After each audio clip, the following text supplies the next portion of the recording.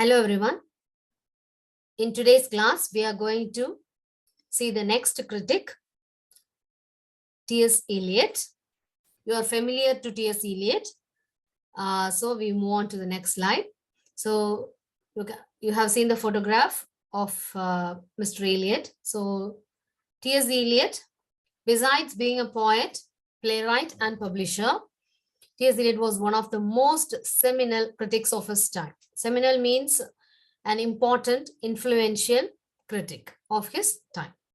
So Carlo Linati, his Italian critic, found the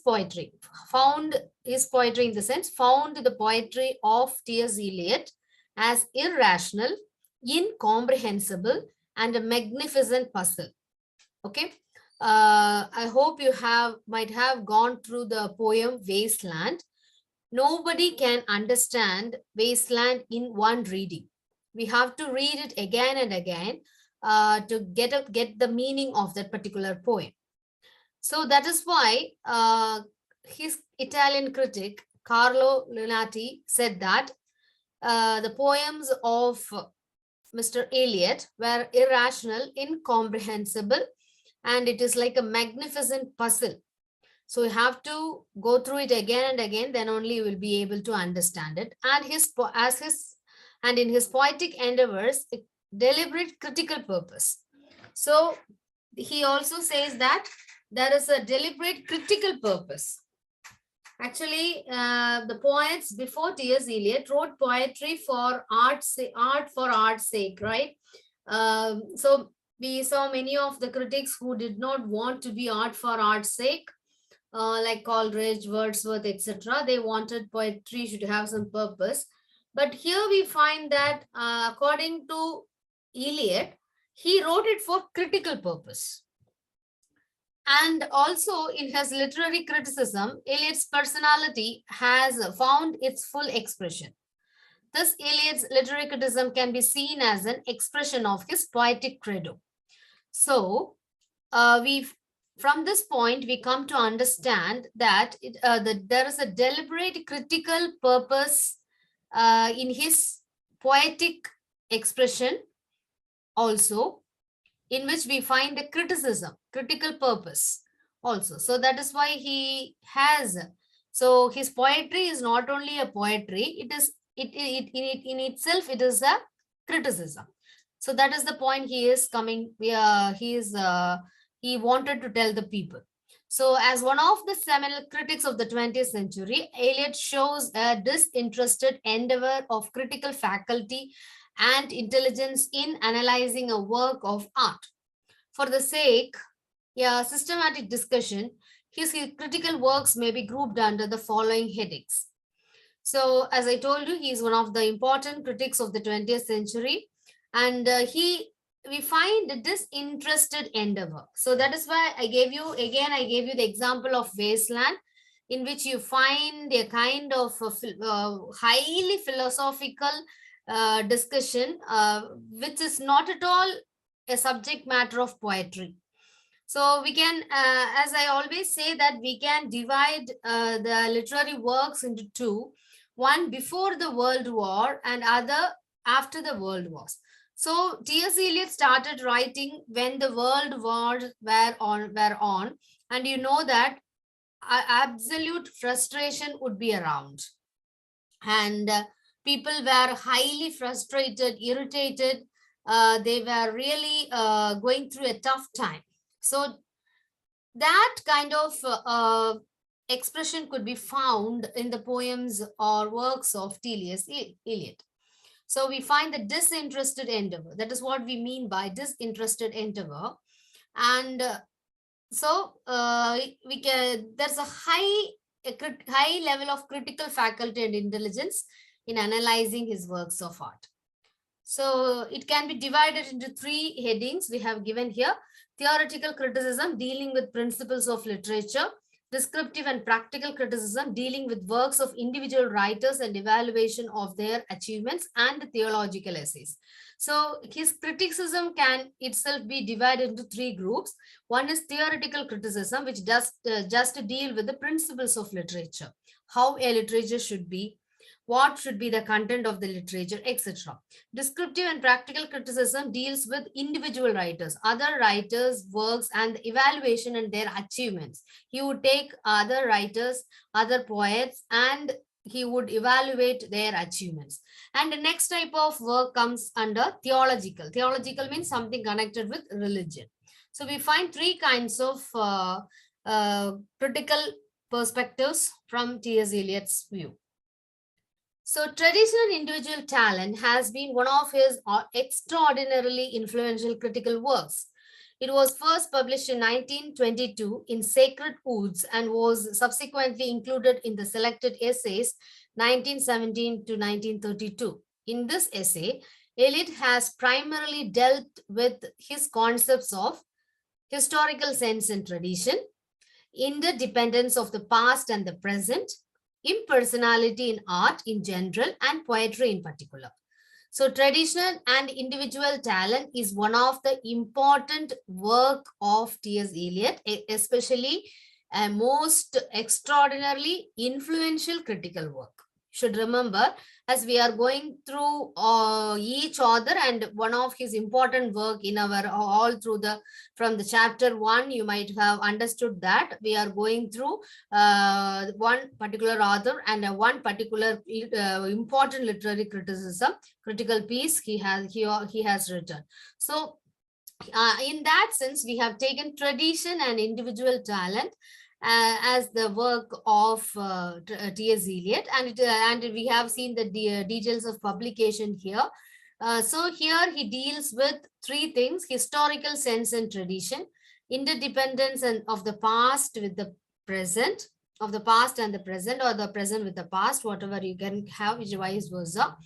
Impersonality in art in general and poetry in particular. So he says that poetry or any work is impersonal for that matter. You should not take to be subjective. So you may come across the term objective correlative that will come to the later part of these slides. We will find that also. So we find that in impersonality in art in general and poetry in particular. So his concepts, these are his particular concepts which he concentrates on. So historical sense and tradition, how the literature has evolved. So he look at those literary pieces in historical sense, and he comes to a conclusion that there is an interdependence of past and the present. So we must understand that the past cannot be intertwined with the present and present cannot be intertwined with past, and both have an interdependence. So we have a kind of connection between these two things that we have to understand. Next, he talks about the impersonality in art. So when you are an artist, you have to be impersonal. He says that you cannot give the expression of your imagination. So this is an absolute opposite of Wordsworth, Coleridge has given us, and also Matthew Arnold has given us in their criticisms. So that is the three things we have to understand. Eliot stands for orderliness both in art and in criticism. Each is a striving for order. Art seeks it in life and criticism in art. So as I told you, art gets its raw material from life and criticism is part of art that is created.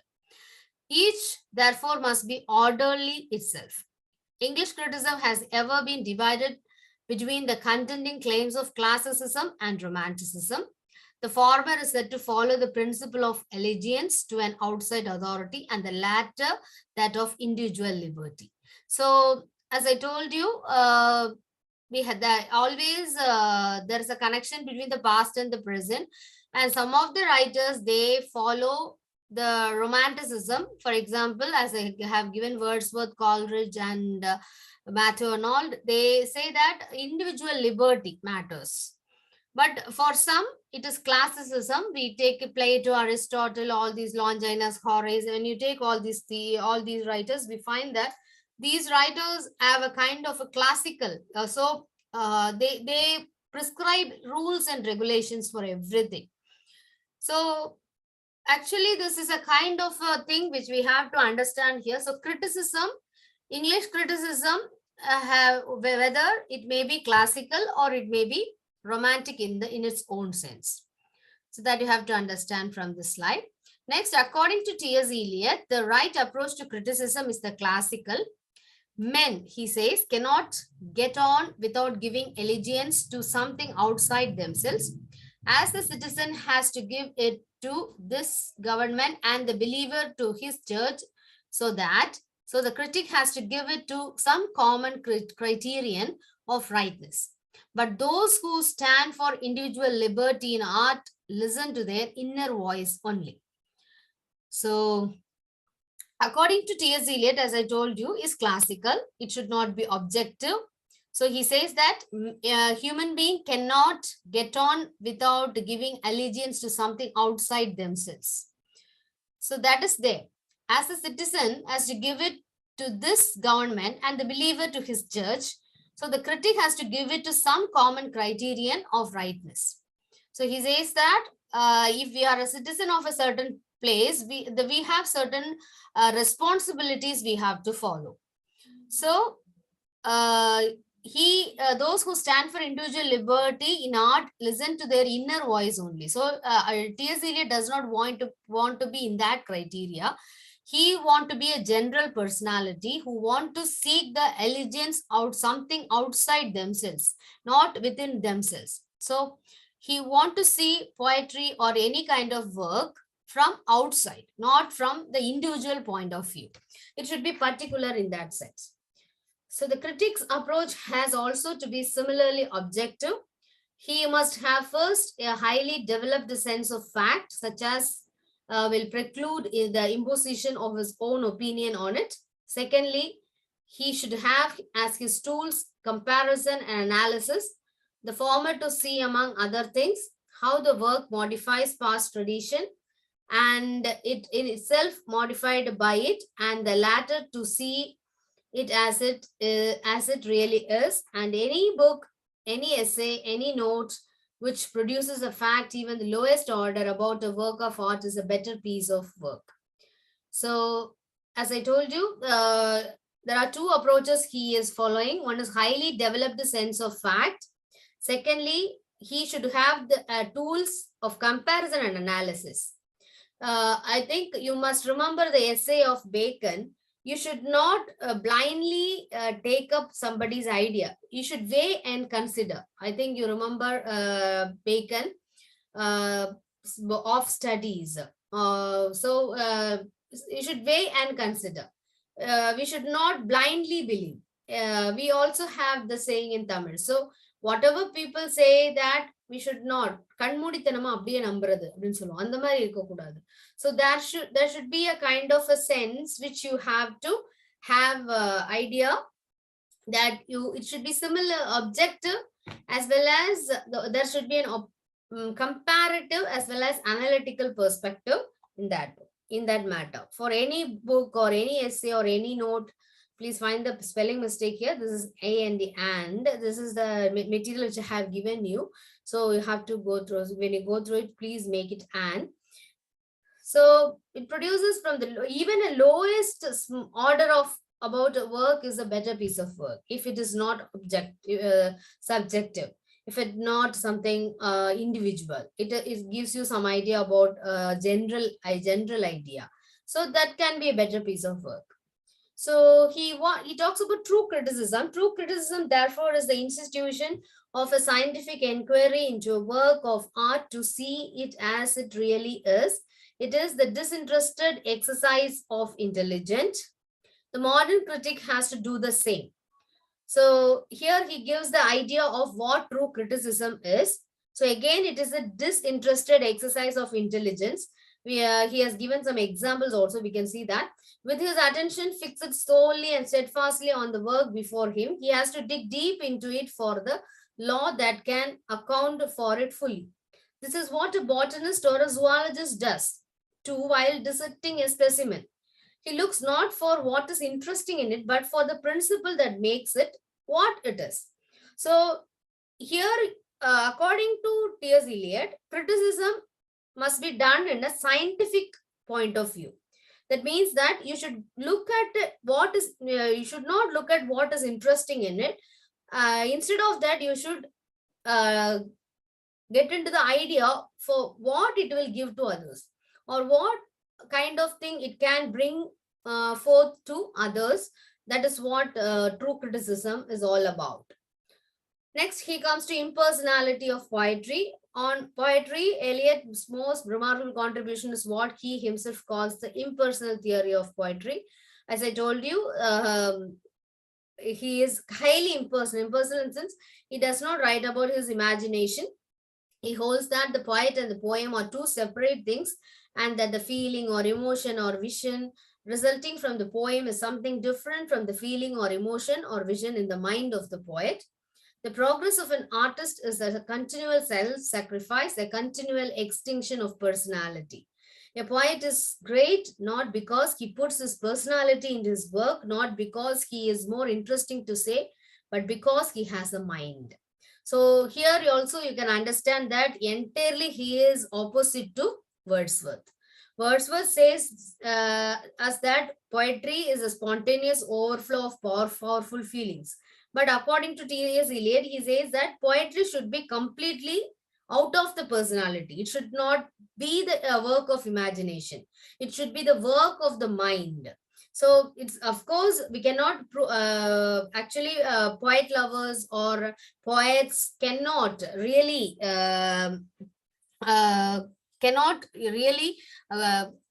agree with Mr. Eliot, because he says that we all find that poetry is something imaginary, right? For all of us, that is it. But when somebody says, no, poetry should be the like scientific thing, or it is not something, not a beautiful, it should not come out of emotions, vision, etc. We actually disagree with those people. I do not know. According to the individual, it differs, or every individual has a different perspective. So other concepts like two important concepts you have to understand, two phrases which he wanted to give to the world to arouse the unusual interest is objective correlative and disassociation of sensibility. Objective correlative is used by Eliot to explain how emotion is best expressed in poetry. It cannot, for example, what is objective correlative? See, if you are very sad, okay, I'm giving this as an example. Just imagine that you are very sad and you are crying. In that moment, if it rains, you will say that, oh, the nature itself is empathizing with me. It is nature itself understands my position and itself, and the rain is the outcome of that. The same thing can be given to happy moments also. So when you are very happy, when you hear your favorite song somewhere around you, you will start like you will feel like dancing. So that is objective correlative. So you are correlating yourself to the thing which you are getting into, the expressed in that particular thing. So it cannot be simply transmitted from mind of the poet to the mind of the reader. It has to turn itself into something concrete, a picture of a person, place, or a thing suggestive of it. So concrete things like we can things like rain, etc., or a picture of a person will make you do think about your, or a movie or a place, whatever it is. They can evoke the same emotion in the reader. The object in which emotion is thus bodied forth is its external equivalent or objective correlative. In Eliot's own words, the only ways of expressing emotion in the form of art is finding an objective correlative. In other words, a set of objects, a situation, a chain of events which shall be the formula of that particular emotion, such that when the external facts are given, so don't give too much of mind into these particular points, just understand what is objective correlative. So objective correlative is something should be suggestive of the emotion of the reader. Instead of communicating his emotions directly to the reader, he embodies them in set of objects, a situation, a chain of events. So in Wasteland itself, you can find what thunder says. I think you might have gone through the heading, which recommunicate them to the reader. So likewise, the set of objects or set of the wordings or diction, the use of diction, the situation, events, etc. will explain the concept. So that is objective correlative. And the second phrase, dissociation of sensibility, points to a characteristic fault of the poetry of the later 17th century. Its opposite is unification of sensibility, which also Eliot uses to distinguish good poetry from bad. By this later phrase, Eliot means a direct sensuous apprehension of thought or a recreation of thought into feelings. So disassociation of sensibility. It's also opposite to the unification of sensibility, which I told you, which unification of sensibility is found in Romanticism, and dissociation of sensibility is found in classical poetry or works. So this is a recreation of thought into feelings. So it should not be directly apprehensive. So though it is transformed feelings to steal its way into the reader's heart, it is this union of the two that constitutes a poetic sensibility. So these two are very important concepts of poetic sensibility according to T.S. Eliot. So understand these two terms. We have more videos so that we will be able to understand these two terms. The value of his criticism, Eliot first applied the Aristotelian method of comparison analysis to the elucidation of works of literature, and from whom perhaps Eliot borrows his famous phrase, dissociation of dissensibility. I hope you remember Aristotle. Aristotle said that we can derive or we can draw raw material from nature, and it is a mere copy of the nature.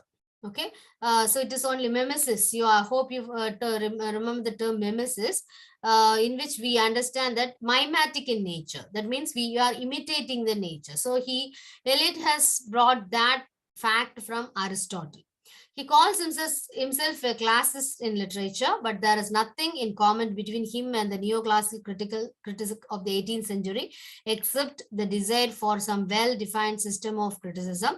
In art, as in life, the past and the present act and react on each other. So the past should be altered by the present as much as the present is directed by the past. So as I told you, both has connection with each other. So we should have a well-defined system in which the present should react on the past and past should react on the present. So completely it is directed towards each other. So following Aristotle, he considered poetry as an amusement, a superior amusement.